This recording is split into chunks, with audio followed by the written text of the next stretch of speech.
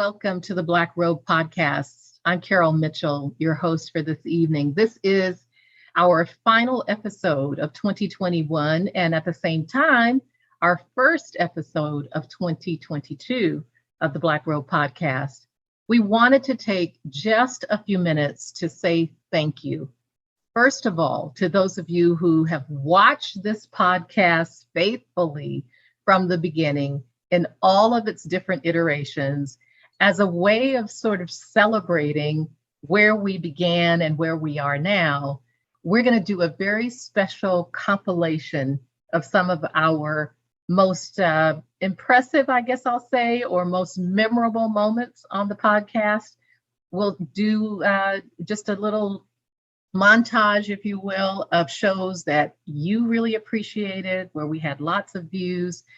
And frankly, there might even be a little bit of a show that you weren't able to see, because guess what? Some of our shows were taken down off of YouTube after we posted them.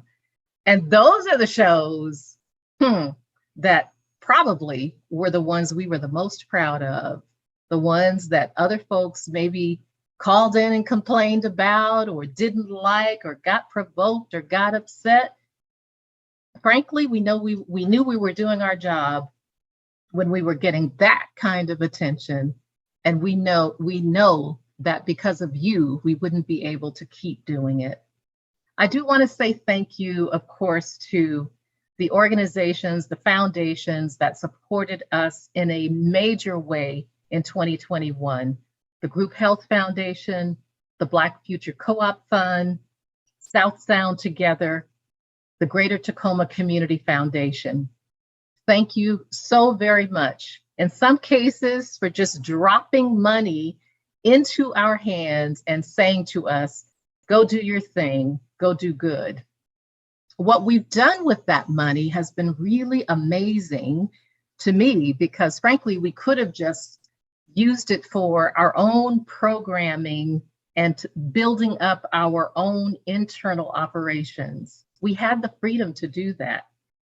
But instead, what we decided to do is to build up the community around us, to be a funnel, to be a mechanism for seeding and investing in other smaller African American organizations, whether they be small businesses, and in African American families that were caught in the throes of the child welfare system.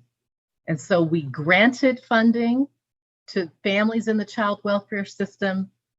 We supported small entrepreneurial ventures, T-shirts and candles and Blacknificent hats, all sorts of great creative ideas that entrepreneurs from the Black community were investing their lives and energy into. We wanted to support their work and put them on display right along with us. And so our funders helped us seed and grow other Black organizations, and we appreciate that. Our proudest event of the year was the Freedom Summer Symposium. It was an amazing 3 days of celebration, an intergenerational celebration between young adults 18 to 35 and legacy builders like myself, who came together during that 3 days and created this beautiful set of recommendations about social justice imperatives, work that the Institute for Black Justice is now focused upon and deeply engaged with. One of those areas of focus is in the child welfare space. The Chimes program was born and has grown into an amazingly impactful effort to reconcile and reunify Black families and families that are economically deprived, but still capable of being good, positive parenting and family units. So thank you all for being supporters of the Black Robe podcast, for supporting our Facebook page, subscribing to our YouTube page, And tonight, this is the third night of Kwanzaa that we are taping this show. It's the principle of Ujima. And Ujima is about collective work, shared responsibility, creative collective problem solving. It's the perfect principle to end this year's series of Black Robe podcasts upon. We are part of you, you are part of us. Social justice is a collective effort. We are just as committed to you as you have been to us, and we appreciate you so very much. Enjoy the compilation. We'll be back with you in the second week of January with a brand new show, maybe some new looks and some new ideas, but you'll be part of it and celebrate right along with us, we hope. Happy New Year to you. Happy Holy Days. Happy Kwanzaa. I'm Carol Mitchell. Good night.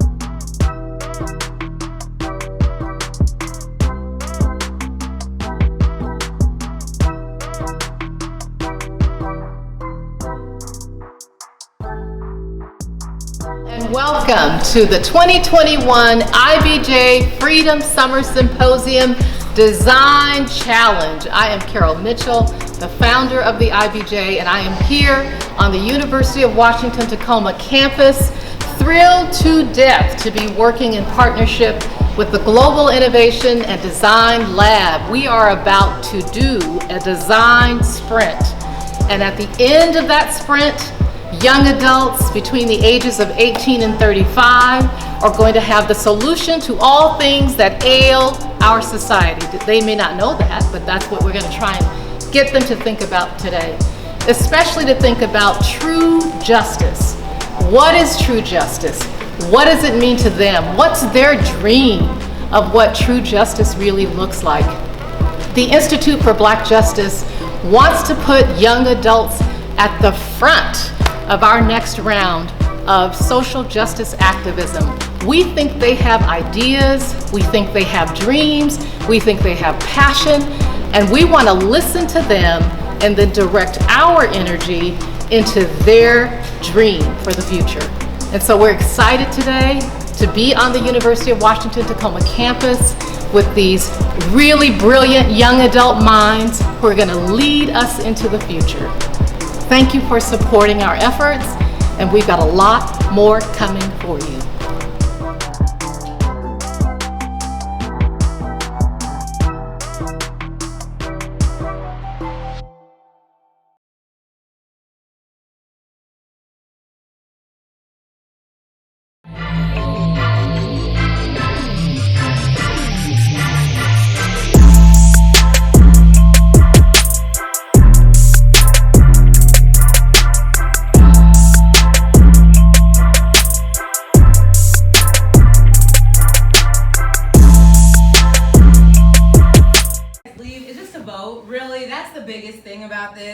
It's one of our Get Out the Vote initiatives to just remind people November 2nd is the due date to vote. So important. We can kind of talk more, but socialize, have fun. Please take advantage of this photo background area. Post it on your social medias. Tag IBJ. We are on Facebook. We're on Instagram.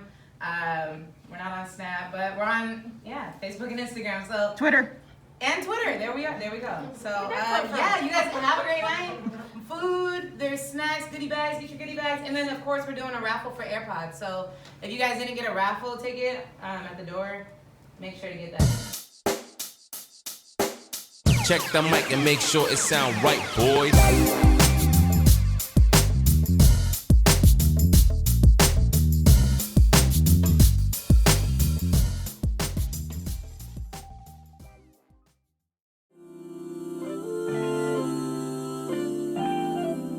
So we tired of talking, got black bodies riding in jails and in coffins.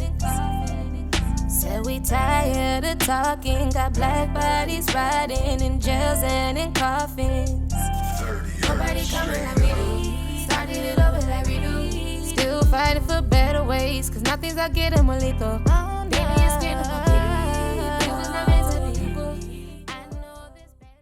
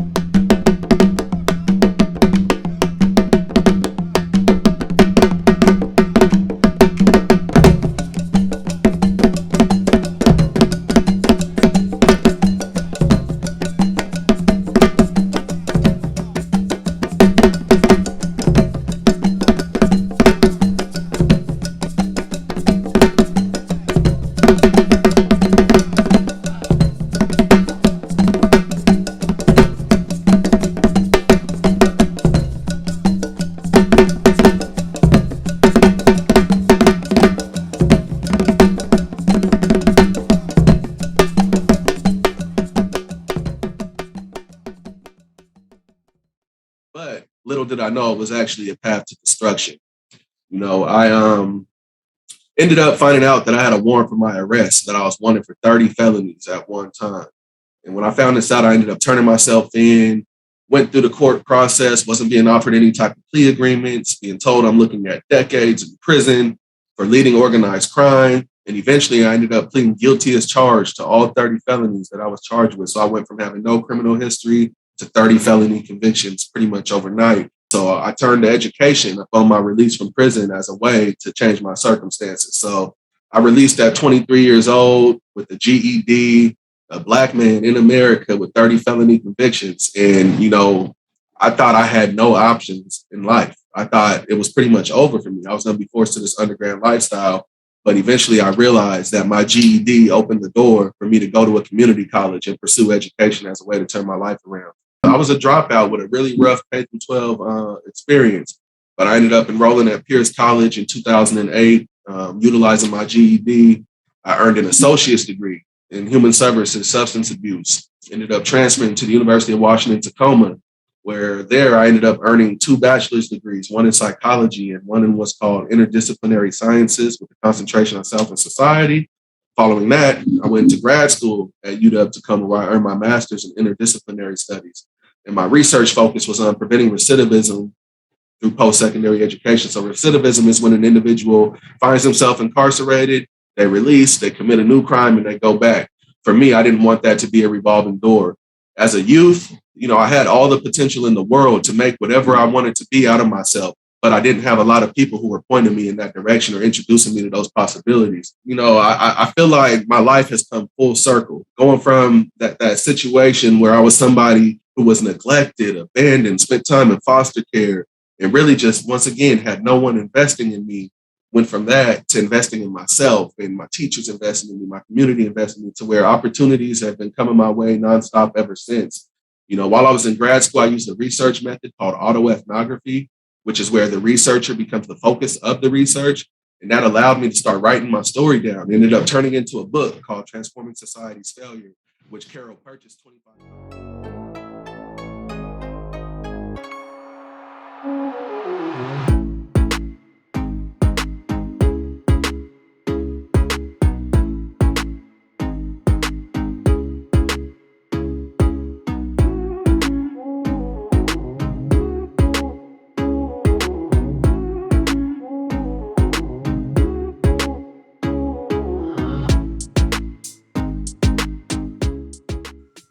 Yeah, I'm sure we're winning friends and influencing people. We have a whole, a lot of people have heard us talking about the Freedom Summer Symposium and our work with young adults. But on the other side of our work is family advocacy, specifically Black families that are in the child welfare system. We call our program CHIMES, Yes. which is an acronym, the community here to intervene for more equitable solutions. And we say we chime in on all the stuff going on in the child welfare system. And we literally do. We show up in family team decision meetings, because they have all these acronyms, right? The FTDM. We show up in shared planning meetings, the SPM. We show up at court when they're having review hearings. We collaborate with usually their appointed lawyers and appointed social workers to surround them with all the things that nobody else does for them. Nobody amplifies the parent's point of view in that process. And so our goal is we amplify everything the parent, usually the parent who has lost their children, we amplify everything that's going on their side, every barrier that's been created, and we try to help them remove those barriers to reunification.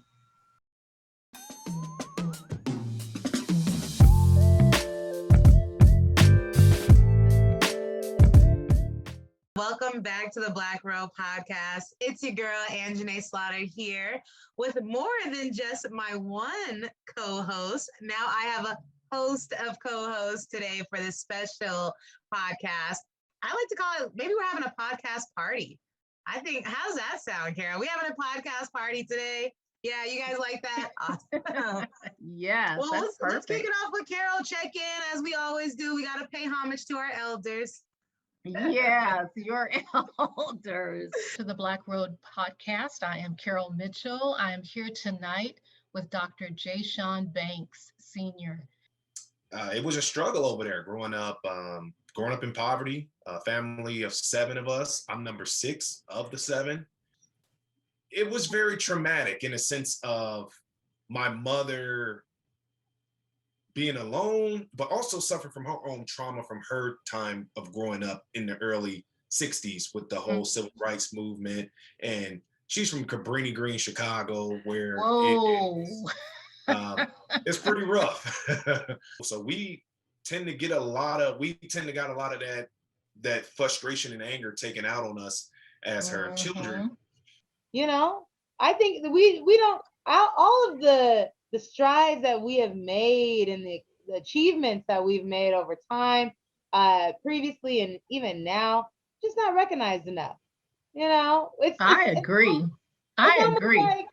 It's almost like it's expected that we're supposed to bear kids and be the vice president of the United States. Well,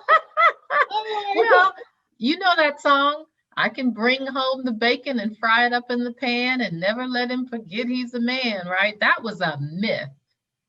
Wow. And I think I don't even know that song, Kara. I'm not even. Oh, girl, you got to look that up. I mean, that's what the IBJ is here for. That is what the Black Robe podcast, part of our platform, are these crystal stair stories. But before we dive in, it is the Black Robe, and it wouldn't be right unless we were sharing some information that could really benefit our community. So Carol, update us on some legislation. We need the community to really be keeping their eye out right now. What can I say? I think Crosscut, the online newspaper, said it best when, in an opinion that they wrote, they said that it's like lipstick on a pig, because our King County prosecutor and our Pierce County prosecutor have joined with 13 or 14 other prosecutors across the nation, trying to avoid doing something that is probably one of the most helpful changes in the law that could support juvenile justice. And Black and brown children, people of color, 80% of those in King County who stand in front of a judge as a juvenile, 80% of them are people of color. First of all, what's on your mind tonight that you want to be sure we talk about? And then I have a topic that I want to make sure we talk about.